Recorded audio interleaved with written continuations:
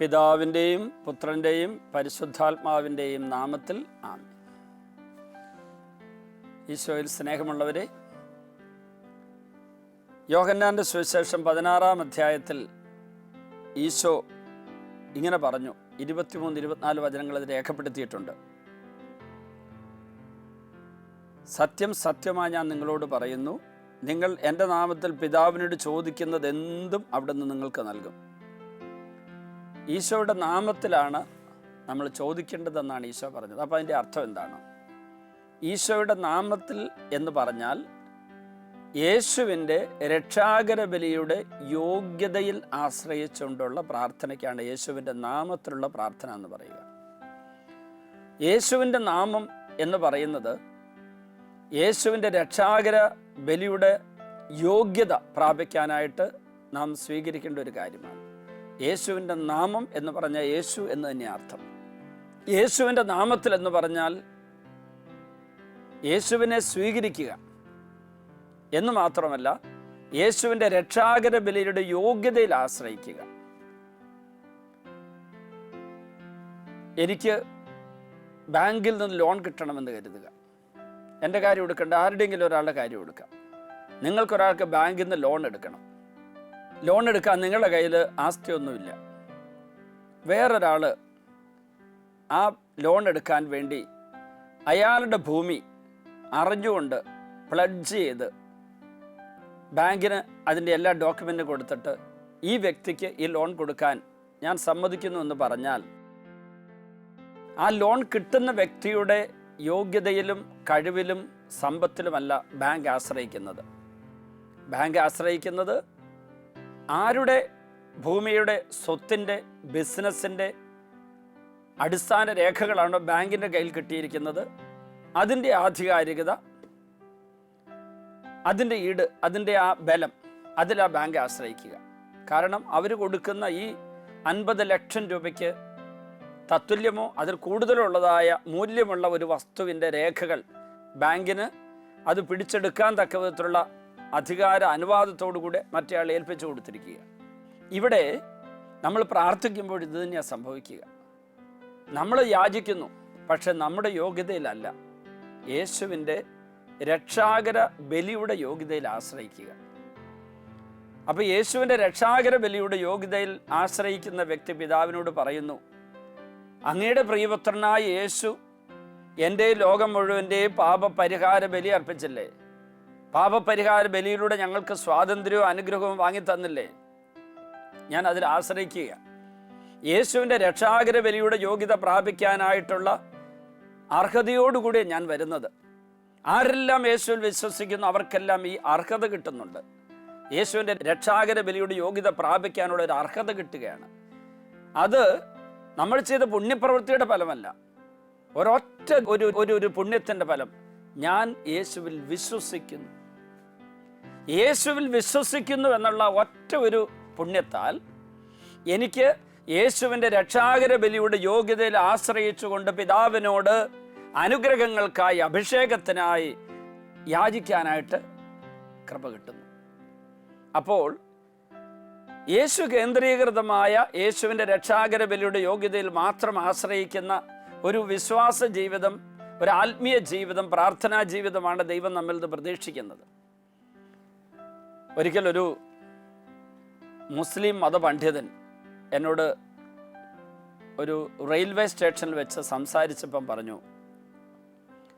നിങ്ങൾക്ക് യേശുവിൻ്റെ നാമത്തിൽ ആണ്, ഈസാ നബിയുടെ നാമത്തിലാണ് പ്രാർത്ഥിക്കുന്നു, അനുഗ്രഹമൊക്കെ യാചിക്കുന്നത്. ഞങ്ങളെ സംബന്ധിച്ച് ഞങ്ങൾക്ക് മുഹമ്മദ് നബി അള്ളാഹയെക്കുറിച്ച് പറഞ്ഞു തന്നു. അപ്പം ഞങ്ങൾ അള്ളാഹ്വിലുള്ള വിശ്വാസത്തിൽ അല്ലെങ്കിൽ കയ്യിലിരിക്കുന്ന കൃപയിലാണ് ഞങ്ങൾ ആശ്രയിക്കുന്നത് എന്ന് പറഞ്ഞു. അപ്പോൾ എനിക്കതിൻ്റെ വ്യക്തമായിട്ടുള്ള അദ്ദേഹത്തിന് കൊടുക്കാനുള്ള ഉത്തരം എൻ്റെ കയ്യിലൊന്നും ഉണ്ടായിരുന്നു. അപ്പം ഞാൻ അദ്ദേഹത്തോട് പറഞ്ഞു, താങ്കൾ യേശുവിനെക്കുറിച്ച് മനസ്സിലാക്കിയതും ഞങ്ങൾ വിശ്വസിക്കുന്നതുമായ കാര്യത്തിൽ അല്പം വ്യത്യാസമുണ്ട്. യേശു ദൈവപുത്രനാണെന്നും യേശു ദൈവം തന്നെയാണെന്നും ദൈവികത യേശുവിൽ നിറഞ്ഞു നിൽക്കുന്നുവെന്നും അത് നിറഞ്ഞു നിൽക്കുമ്പോൾ തന്നെയാണ് മാനുഷികത പൂർണ്ണമായി സ്വീകരിച്ചതെന്നുള്ള വിശ്വാസം എനിക്കുണ്ട്. പക്ഷെ അത് നിങ്ങൾക്കില്ല. അതുകൊണ്ട് തന്നെ യേശുവിൻ്റെ രക്ഷാകര ബലി, പാപവിമോചന ബലി, പാപപരിഹാരാർത്ഥമുള്ള ബലി എന്ന് പറയുന്നതിൻ്റെ അർത്ഥം താങ്കൾക്ക് മനസ്സിലാകുമോ? അദ്ദേഹം പറഞ്ഞു, വിശദീകരിക്കുകയാണെങ്കിൽ ഞാൻ മനസ്സിലാക്കാൻ ശ്രമിക്കാം. ഞാൻ പറഞ്ഞു, ദൈവമായിരിക്കെ മനുഷ്യവർഗത്തെ മോചിപ്പിക്കാനുള്ള പിതാവിൻ്റെ പദ്ധതി അനുസരിച്ച് ദൈവത്വത്തിന് ഒരു കോട്ടവും തട്ടാതെ, അതൊരിക്കലും കോട്ടം തട്ടുന്നതല്ല, എന്നാൽ മനുഷ്യത്വത്തിൻ്റെ ബലഹീനതകളെല്ലാം ഏറ്റെടുത്തുകൊണ്ട് പാപമൊഴികെ എല്ലാ കാര്യങ്ങളും മനുഷ്യനുമായി ഒന്നായി തീർന്ന ഈശോ, മനുഷ്യൻ്റെ പാപം ഒന്നും ഈശോ ചെയ്തില്ലെങ്കിലും മനുഷ്യൻ്റെ പാപഫലം മുഴുവനും ഈശോ ഏറ്റെടുത്തിട്ടാണ് ഈ മനുഷ്യാവതാരത്തിൻ്റെ ഏറ്റവും വലിയ കർമ്മം ചെയ്തത്. അപ്പം അദ്ദേഹം ചോദിച്ചു, അതെന്താണ്? മനുഷ്യൻ്റെ പാപങ്ങൾ ഏറ്റെടുത്തിട്ട് പാപപരിഹാര ബലി അർപ്പിച്ച് അവനെ വീണ്ടെടുത്തു, അവനെ രക്ഷിച്ചു. അപ്പോൾ അദ്ദേഹം എന്നോട് പറഞ്ഞു, നിങ്ങളുടെ ഈ വിശ്വാസം അതിന് ഞാൻ അംഗീകരിക്കുന്നു. കാരണം എന്താണെന്ന് ചോദിച്ചാൽ, ഒരു മനുഷ്യൻ ദൈവമാണെന്ന് ചിന്തിക്കാൻ മാത്രം നിങ്ങൾ ഏതോ ഒരു പ്രത്യേകമായിട്ടുള്ള ഒരു ഒരു ഒരു ആത്മീയ വളർച്ചയിലെത്തിയിട്ടുണ്ട്. ഞങ്ങളെപ്പോലുള്ളവർക്ക് അത് ഉൾക്കൊള്ളാൻ പറ്റില്ല. ഞങ്ങൾക്ക് പ്രവാചകനുണ്ട്, പക്ഷെ പ്രവാചകൻ ദൈവമല്ല. ഞാൻ പറഞ്ഞു, അതെനിക്കറിയാം, ഞാനത് പഠിച്ചിട്ടുണ്ട്. അങ്ങനെയാണ് നിങ്ങൾ വിശ്വസിക്കുന്നത് എനിക്കറിയാം. എന്നിട്ട് ഞാൻ പറഞ്ഞു, അദ്ദേഹം വളരെ വലിയ നല്ലൊരു സത്യസന്ധനായ, മാന്യനായ, സത്യം അന്വേഷിക്കുന്ന ഒരാളായതുകൊണ്ട് 1 മണിക്കൂറോളം ഞങ്ങൾ സംസാരിച്ചു. വളരെ വളരെ നല്ലൊരു മനുഷ്യൻ അദ്ദേഹം. സത്യമായിട്ടുള്ള ഒരു സത്യം അറിയാൻ വേണ്ടിയുള്ള ദാഹം, ആരെങ്കിലും മോശമായി ചിത്രീകരിക്കാനും ഇൻസൾട്ട് ചെയ്യാനൊന്നുമല്ല അദ്ദേഹം തയ്യാറായത്.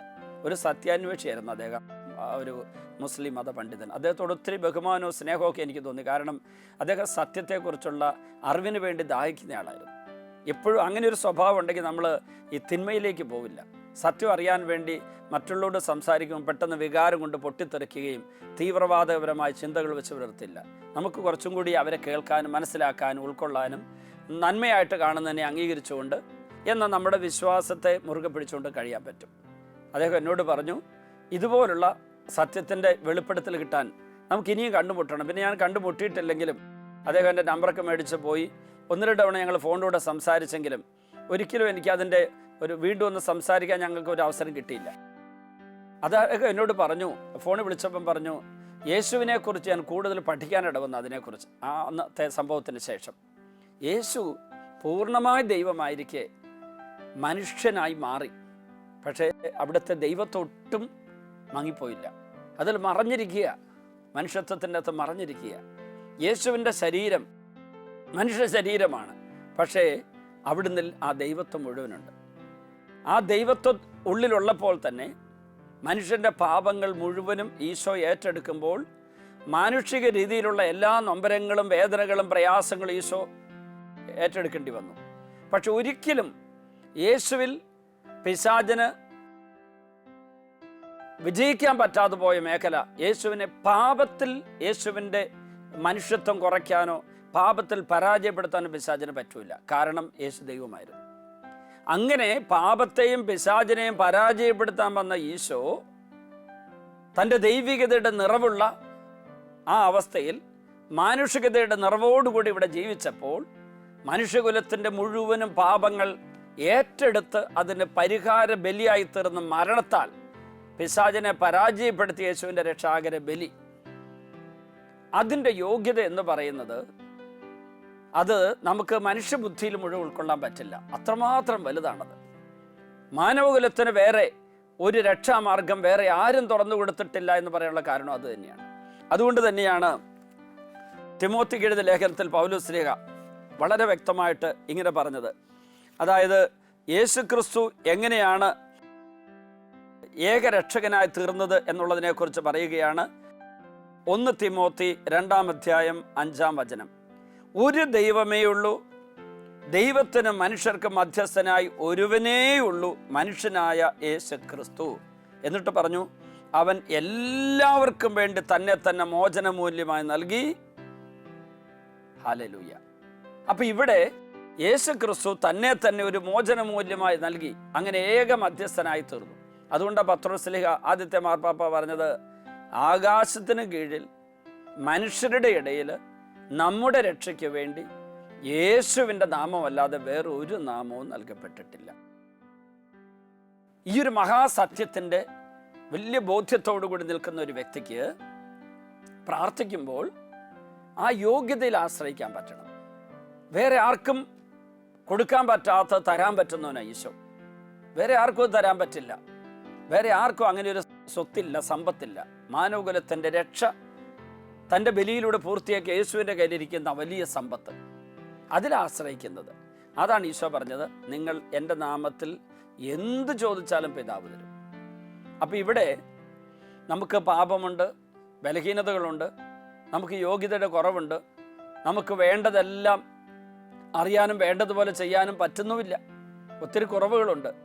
എന്നിട്ടും നമ്മൾ തമ്പുരാൻ്റെ മുമ്പിൽ യോഗ്യത പ്രാപിക്കാൻ വേണ്ടി നിൽക്കുന്നത് നമ്മുടെ ആരുടെയെങ്കിലും പാപപരിഹാര പ്രവൃത്തിയുടെ ഫലമോ നമ്മുടെ പുണ്യയോഗ്യതയുടെ ഫലമോ നമ്മൾ അതുവരെ പ്രാർത്ഥിച്ചതിൻ്റെ ഫലമായിട്ടല്ല. ഇപ്പോൾ പ്രാർത്ഥിക്കാനുള്ള യോഗ്യത കിട്ടിയത് ഇതിനു മുമ്പ് പ്രാർത്ഥിച്ചതിൻ്റെ ഫലമായിട്ടല്ല. യേശു ക്രിസ്തുവിൻ്റെ രക്ഷ, യേശു നമുക്ക് വേണ്ടി നേടിയെടുത്ത രക്ഷ, അത് നമുക്ക് ഈശോ തരുന്നത് സൗജന്യദാനമായിട്ടാണ്. ആ സൗജന്യദാനമായിട്ട് തരുന്ന ഈ രക്ഷ, അതിലൂടെ കിട്ടുന്ന അനുഗ്രഹങ്ങൾ സ്വന്തമാക്കണമെങ്കിൽ ഞാൻ യേശുവിൽ വിശ്വസിക്കണം. ഞാൻ യേശുവിന് എന്നെ തന്നെ സമർപ്പിക്കണം. ഞാൻ യേശുവിൽ വിശ്വസിക്കാതെ സംശയിച്ചും കലർപ്പോഴുള്ള വിശ്വാസം, അഡൾട്രേറ്റഡ് ഫെയ്ത്ത്, അതുപോലെ ചഞ്ചലിക്കുന്ന വിശ്വാസം, അതുപോലെ തന്നെ ഉറച്ചതല്ലാത്ത വിശ്വാസം, അങ്ങനെയൊക്കെയുള്ള വിശ്വാസത്തോടെ പ്രാർത്ഥിക്കുന്നതെങ്കിൽ എനിക്ക് യേശുവിൻ്റെ ആ വലിയ സമ്പത്തിൽ പങ്കാളിത്തം കിട്ടില്ല. എൻ്റെ വശത്തു നിന്നുള്ള സഹകരണം ഇതിന് വേണം. ഇപ്പോൾ യേശുവിൻ്റെ യോഗ്യതയിൽ ആശ്രയിച്ച് ഞാൻ അനുഗ്രഹം പ്രാപിക്കുന്നതിനെക്കുറിച്ച് ആദ്യം പറഞ്ഞ ഉദാഹരണത്തിലേക്ക് വരട്ടെ. ബാങ്കിൽ എൻ്റെ ഒരു സുഹൃത്ത് അദ്ദേഹത്തിൻ്റെ സമ്പത്തിൻ്റെ സ്വത്തിൻ്റെ രേഖകൾ മുഴുവൻ ബാങ്കിന് കൊടുത്തിട്ട് ഇത്രയും ലോൺ ഇയാൾക്ക് കൊടുത്തേക്കാൻ പറഞ്ഞാൽ ബാങ്ക് കൊടുക്കും. അത് റീഫണ്ട് ചെയ്യാനായിട്ടുള്ള ഉത്തരവാദിത്തം എല്ലാം ഈ രേഖ സമർപ്പിച്ചവൻ ഏറ്റെടുക്കുന്നു. പക്ഷേ ഈ പണം കിട്ടുന്ന ആള് ഇതിനിടയ്ക്ക് ഈ മധ്യസ്ഥനായി നിന്ന് എന്നെ സഹായിക്കുന്ന വ്യക്തിയുടെ നിർദ്ദേശം അനുസരിക്കണം. ഞാൻ നിനക്ക് തരുന്ന പണം നിനക്കൊരു വീട് കിട്ടാൻ, ആ വീട് പണിയാനുള്ള ഭൂമി വാങ്ങാൻ തരുന്നു. അത് ദുർവ്യയം ചെയ്യരുത്. മദ്യപിച്ചും പുകവലിച്ചും മയക്കുമരുന്ന് ഉപയോഗിച്ചും മോശമായി ജീവിച്ചു പോയാൽ നിനക്ക് ഈ പണം കിട്ടില്ല. അത് നിനക്ക് തരുന്നതിന് കണ്ടീഷൻസ് ഇതൊക്കെയാണ്. നീ നിന്റെ ഭാര്യയും മക്കളെയും സ്നേഹിക്കണം, നീ കഠിനാധ്വാനം ചെയ്യണം. അലസനായി ഞാൻ തരുന്ന സമ്പത്ത് ദുരുപയോഗിച്ച് കഴിയാൻ പറ്റില്ല. അത്രയും പറയാനുള്ള അവകാശം അദ്ദേഹത്തിനില്ലേ? അതുപോലെ തന്നെയാണ് ഇവിടെ ഞാൻ തമ്പുരാൻ്റെ യേശുക്രിസ്തുവിൻ്റെ കൃപയിൽ ആശ്രയിച്ചുകൊണ്ട്, ബലിയുടെ യോഗ്യതയിൽ ആശ്രയിച്ചുകൊണ്ട് പിതാവിനോട് ചോദിക്കുമ്പോൾ ഈശോ എനിക്ക് ചില നിർദ്ദേശങ്ങൾ തരും. ഇത് ആകാം, ഇത് അരുത്, ഇങ്ങനെ ചെയ്യണം, ഇങ്ങനെ ചെയ്യരുത്, ഇത്രയാകാം, ഇത് കൂടുതൽ വേണ്ട. ഇതൊക്കെ യേശുവിൻ്റെ നിർദ്ദേശങ്ങളാണ്. അപ്പോൾ തമ്പുരാനിൽ നിന്ന് ഈ സൗജന്യമായിട്ട് കിട്ടുന്ന അനുഗ്രഹങ്ങൾ, രക്ഷയിലൂടെ കിട്ടുന്ന അനുഗ്രഹങ്ങൾ സ്വന്തമാക്കുന്നവർ യേശു പറയുന്നു കൂടെ കേൾക്കാൻ തയ്യാറാകണം. പലരുടെയും പ്രശ്നം എന്താണ്? അനുഗ്രഹങ്ങൾക്ക് വേണ്ടി യേശുവിൻ്റെ മധ്യസ്ഥം തേടി പിതാവിനോട് യാചിക്കുന്ന പലരും യേശു പറയുന്നത് കേൾക്കില്ല, യേശു പറയുന്നത് അനുസരിക്കില്ല, യേശുവിനെ സ്വീകരിക്കില്ല. ഇപ്പോൾ എനിക്ക് ഭൗതികമായ, ലൗകികമായ, ജഡികമായ, മാനുഷികമായ ഈ ആഗ്രഹമുണ്ട്, ഈ പദ്ധതിയുണ്ട്, അതനുസരിച്ച് എനിക്ക് ഇത്രയും അനുഗ്രഹം തരണം. ഈ അനുഗ്രഹം നിനക്ക് ഞാൻ തന്നാൽ നീ എന്ത് ചെയ്യും? ഞാൻ സന്തോഷമായിട്ട് ജീവിക്കും. അങ്ങനെ സന്തോഷമായിട്ട് ജീവിക്കുന്നതിൻ്റെ അർത്ഥം എന്താണ്? അതല്ലേ നിൻ്റെ ആഗ്രഹം. ഞാൻ പറയും യേശുവിനോട്, ഞാനിവിടെ സന്തോഷിച്ച് ജീവിച്ചാൽ പോരാ. ദൈവഹിതപ്രകാരമുള്ള ഒരു ജീവിതം നയിക്കണം. സന്തോഷം ദൈവഹിതപ്രകാരം ജീവിക്കുന്നതിലാണ് എന്നുള്ള ബോധ്യം എനിക്ക് വേണം. അല്ലാതെ എൻ്റെ ജഡത്തിൻ്റെ താല്പര്യം അനുസരിച്ച്, ലോകത്തിൻ്റെ ഇഷ്ടം അനുസരിച്ച്, എൻ്റെ മാനുഷിക ബലഹീനതകളെ തൃപ്തിപ്പെടുത്തിക്കൊണ്ട് ഞാൻ ജീവിച്ചിട്ട് എനിക്കതെല്ലാം നീ നടത്തി തരണമെന്ന് പറഞ്ഞാൽ ദൈവം ഒരിക്കലും അത് അനുവദിച്ചു തരുന്നില്ല. പ്രിയപ്പെട്ടവരെ, ഈശോ പറഞ്ഞ വചനത്തിൻ്റെ ആഴത്തിലുള്ള അർത്ഥം നമുക്ക് മനസ്സിലായി. യേശുവിൻ്റെ നാമത്തിൽ പിതാവിനോട് ചോദിക്കണം. മാത്രമല്ല, ചോദിച്ചാൽ അത് മുഴുവൻ തരുമെന്ന് പറഞ്ഞു. എന്നിട്ട് ഈശോ പറഞ്ഞു, ചോദിക്കും നിങ്ങൾക്ക് ലഭിക്കും, അതുമൂലം നിങ്ങളുടെ സന്തോഷം പൂർണ്ണമാവുകയും ചെയ്യും. സാധാരണ താൽക്കാലികമായ, ഭൗതികമായ, അല്ലെങ്കിൽ ശാരീരികമായ, ജഡികമായ അല്ലെങ്കിൽ മാനുഷികമായ ചില സന്തോഷങ്ങൾ കിട്ടും. പക്ഷെ അത് പൂർണ്ണമാവില്ല, താൽക്കാലികമാണ്. എല്ലാ പാപസുഖങ്ങളും സന്തോഷങ്ങളും താൽക്കാലികമാണ്. അത് പിന്നീട് നമ്മളെ വേട്ടയാടുന്ന വിഷസർപ്പമായിട്ട് പോലും മാറും. അപ്പോൾ നമ്മുടെ പ്രാർത്ഥനയ്ക്ക് ഇങ്ങനെ ഒരു അടിസ്ഥാന ചൈതന്യമാണ് ഇന്ന് ഈശോ നമ്മിൽ നിന്ന് പ്രതീക്ഷിക്കുന്നതെന്ന് അവിടുന്ന് വെളിപ്പെടുത്തുന്നു. നമുക്ക് പ്രാർത്ഥിക്കാം. കാരുണ്യവാനും രക്ഷകനുമായ ഈശോയെ, അങ്ങയുടെ സുവിശേഷത്തിൻ്റെ ചൈതന്യം സ്വീകരിക്കാൻ, ആ ചൈതന്യത്താൽ ജ്വലിച്ചവരായി മാറാൻ ഞങ്ങൾ ആഗ്രഹിക്കുന്നു. ഞങ്ങൾക്ക് ഒത്തിരി ഒത്തിരി ആഗ്രഹങ്ങളും അഭിലാഷങ്ങളുണ്ട്, താല്പര്യങ്ങളുണ്ട്. ഞങ്ങൾക്ക് യാചനകൾ ഒത്തിരിയുണ്ട്. പക്ഷെ പലതും ജഡിക സ്വഭാവത്തിൽ നിന്ന്, മാനുഷിക ബലഹീനതകളിൽ നിന്ന്, ലൗകിക സ്വപ്നങ്ങളിൽ നിന്ന്, ഈ ലോകത്തിലെ നേട്ടങ്ങൾക്ക് വേണ്ടിയുള്ള ദാഹങ്ങളിൽ നിന്ന് ഉദിക്കുന്ന പ്രാർത്ഥനകളും യാചനകളുമായിരിക്കാം. ഇന്ന് ഞങ്ങളോട് അങ്ങ് പറഞ്ഞു, അങ്ങയുടെ തിരുവചനത്തിലൂടെ ഞങ്ങൾക്ക് വെളിപ്പെടുത്തൽ നൽകി. അങ്ങയുടെ രക്ഷാകര ബലിയുടെ യോഗ്യതയിൽ ആശ്രയിച്ചുകൊണ്ട് അങ്ങയുടെ നാമത്തിൽ ഞങ്ങൾ പ്രാർത്ഥിക്കണം. എന്നാൽ അങ്ങയുടെ രക്ഷാകര ബലിയുടെ യോഗ്യതയിൽ ആശ്രയിക്കുന്നതുകൊണ്ട് തന്നെ അങ്ങ് പറയുന്നത് ഞങ്ങൾ ശ്രവിക്കുകയും ഗ്രഹിക്കുകയും അനുസരിക്കുകയും ചെയ്യണം. അങ്ങ് പറയുന്നത്, നൽകുന്ന വെളിപ്പെടുത്തൽ, നിർദ്ദേശം ഞങ്ങൾ കേൾക്കണം, അത് സ്വീകരിക്കണം. അതനുസരിച്ച് പ്രവർത്തിക്കുമ്പോഴാണ് അങ്ങയുടെ രക്ഷാകര ബലിയുടെ യോഗ്യതയിലുള്ള കൃപകൾ പിതാവ് ഞങ്ങൾക്ക് തരുന്നത്. അവിടെ നിയന്ത്രണം നൽകുന്ന പരിശുദ്ധാത്മാവായിരിക്കും. ഈ വെളിപ്പെടുത്തൽ ഓർത്ത് നന്ദി പറയുന്നു. ഈശോയെ, ഇന്നത്തെ ശുശ്രൂഷയിൽ പങ്കെടുക്കുന്ന എല്ലാവർക്കും ആഴത്തിലുള്ള വിശ്വാസവും ആത്മീയ തേജസ്സും ദൈവഹിതപ്രകാരം യാചിച്ച് മുന്നോട്ട് പോകാനുള്ള കൃപയും നൽകണമേ. രോഗപീഠകളാൽ വലയുന്നവർ, ദുഃഖദുരിതങ്ങളിൽപ്പെട്ടവർ, പൈശാചിക പീഡകളാൽ തളർന്നും തകർന്നും കഴിയുന്നവർ, ദുശീലങ്ങൾ പിടിയിൽപ്പെട്ടവർ, സാമ്പത്തിക ക്ലേശങ്ങൾ, കടബാധ്യതകൾ, ജോലിയില്ലായ്മ, വീടില്ലാത്ത അവസ്ഥ, വിവാഹ തടസ്സം, മക്കളില്ലാത്ത അവസ്ഥ, അതിനാൽ ക്ലേശിക്കുന്നവർ, പഠിക്കാൻ പറ്റാത്തവർ, വിദൂരങ്ങളിലേക്ക് ജോലിക്ക് പോകാൻ തടസ്സമുള്ളവർ, അവരെല്ലാം തിരുമുമ്പിലേക്ക് ഉയർത്തുന്നു. ഈ ശുശ്രൂഷ പങ്കെടുക്കുന്ന എല്ലാവരുടെ കുടുംബങ്ങളിൽ സ്വർഗീയ കൃപകൾ സമൃദ്ധമായി നിറയട്ടെ എന്ന് പ്രാർത്ഥിക്കുന്നു. ഈശോയുടെ രക്ഷാകര ബലിയുടെ യോഗ്യതയാൽ എല്ലാവരും രക്ഷ പ്രാപിക്കട്ടെ എന്ന് പ്രാർത്ഥിക്കുന്നു. പാപികളെ വിശുദ്ധീകരിക്കുന്ന കർത്താവെ, സകല പാപികളുടെയും പാപങ്ങൾ പൊറുക്കണേ എന്ന് പ്രാർത്ഥിക്കുന്നു.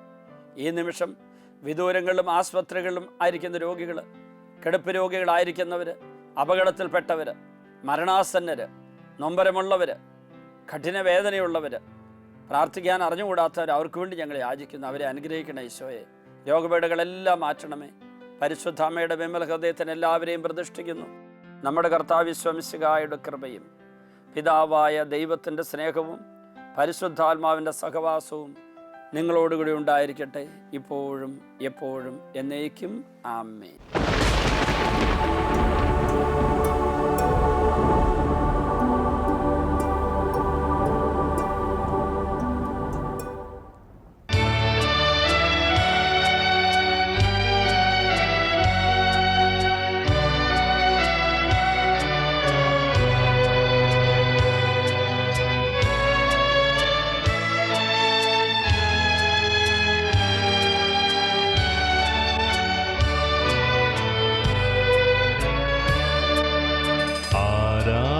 ആരാധനയുടെ നിമിഷങ്ങളിൽ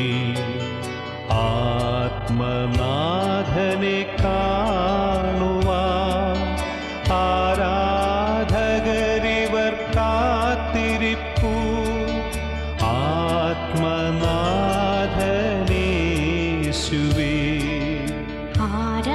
ആരാധനയുടെ നിമിഷങ്ങളിൽ ആത്മനാഥനെ കാണുവാൻ ആരാധകരിവർ കാത്തിരിപ്പു.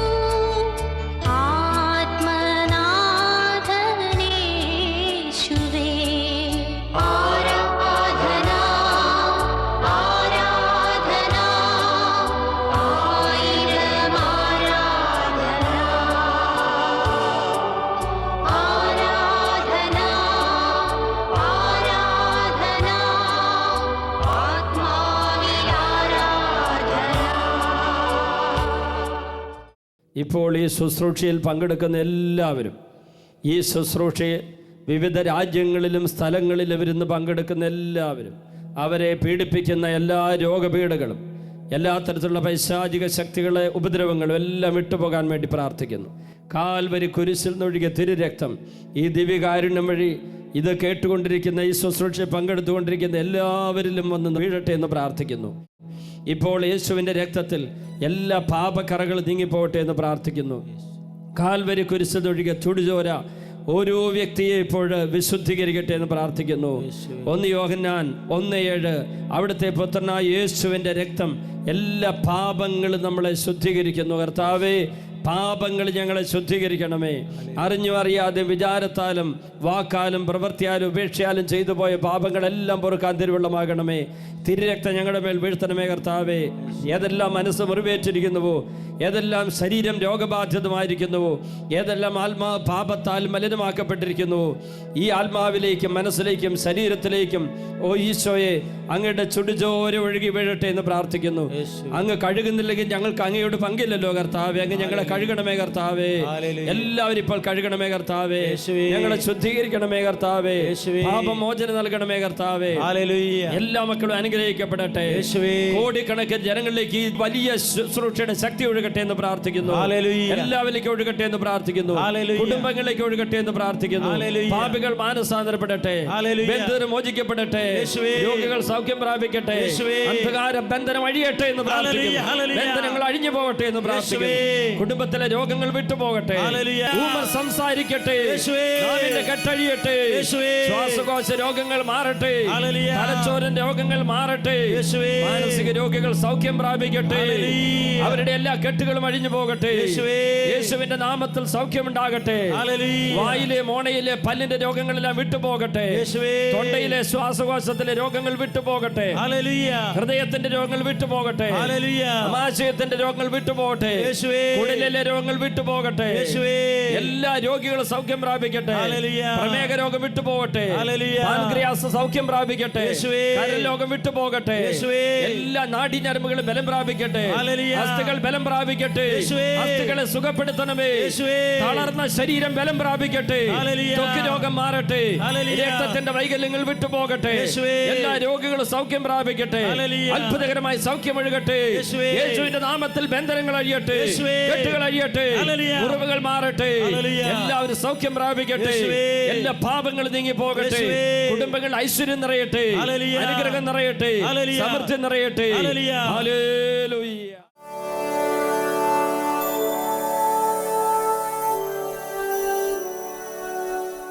ഈ നിൽക്കുന്ന അന്നമ്മ പുളുങ്കുന്നിൽ നിന്ന് വരുന്നു. കഴിഞ്ഞ ജൂലൈ മാസത്തിൽ 1 വർഷം മുമ്പ് ടെറസിൽ കയറി അടിച്ചു തൂത്തി വരുന്ന വഴിക്ക് കാല് സ്ലിപ്പ് ചെയ്ത് സ്റ്റെയർ കേസിലൂടെ താഴേക്ക് വീണു. ഈ കഴുത്തിൻ്റെ ഭാഗം ഇടിച്ച് വീണു. അതിൻ്റെ ഫലമായി അതികഠിനമായ വേദനയുമായിട്ടാണ് ഇതുവരെ 1 വർഷമായിട്ട് ഈ സഹോദരി കഴിഞ്ഞിരുന്നത്. ഇപ്പോൾ ഈ വിളിച്ചു പറയുന്നത് വരെ വേദന ഉണ്ടായിരുന്നു. ഇപ്പോൾ വേദന പൂർണ്ണമായിട്ട് മാറിയോ?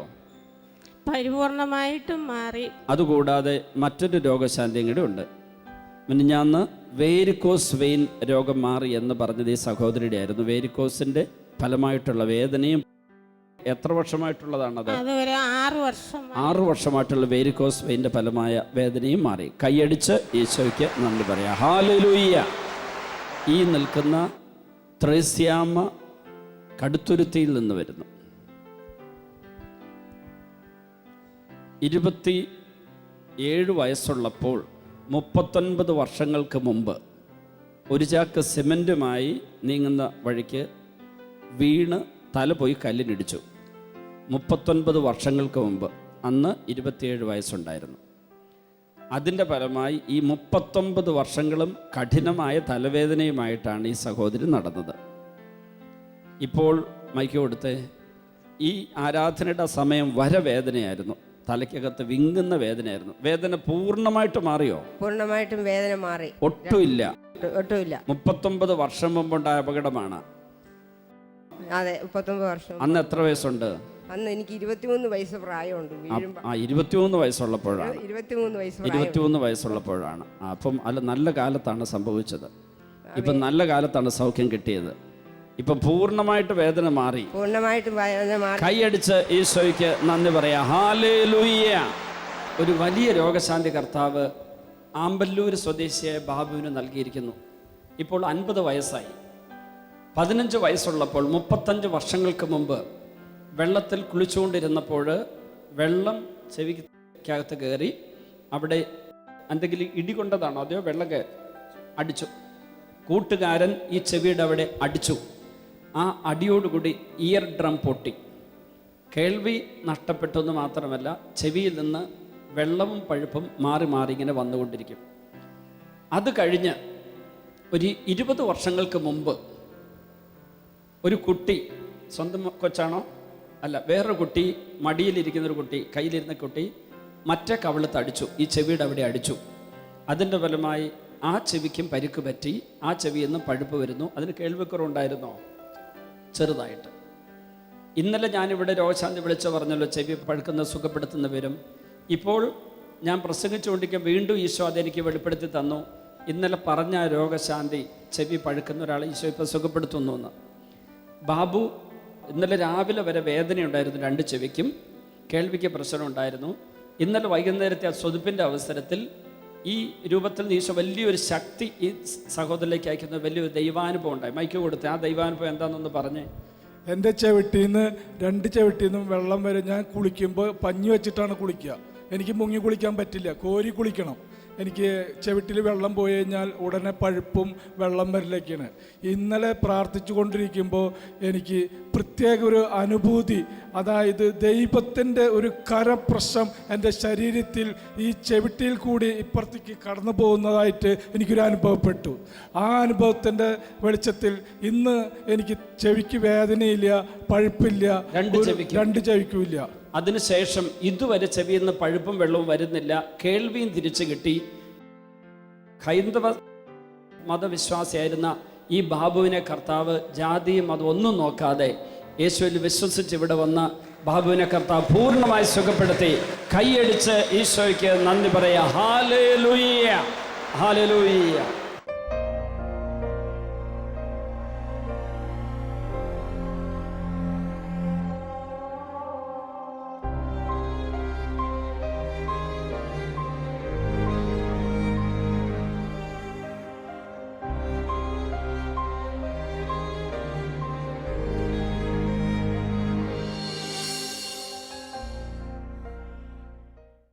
വിശദ വിവരങ്ങൾക്ക് director, divine vision, divine retreat centre, Muringoor, Chalakudy 680316, Kerala, south India. Telephone 0091 480 270 8098, 0091 480 270 2613. Fax 0091 480 270 8097. Email mail.divintv@gmail.com. Website www.drcm.org.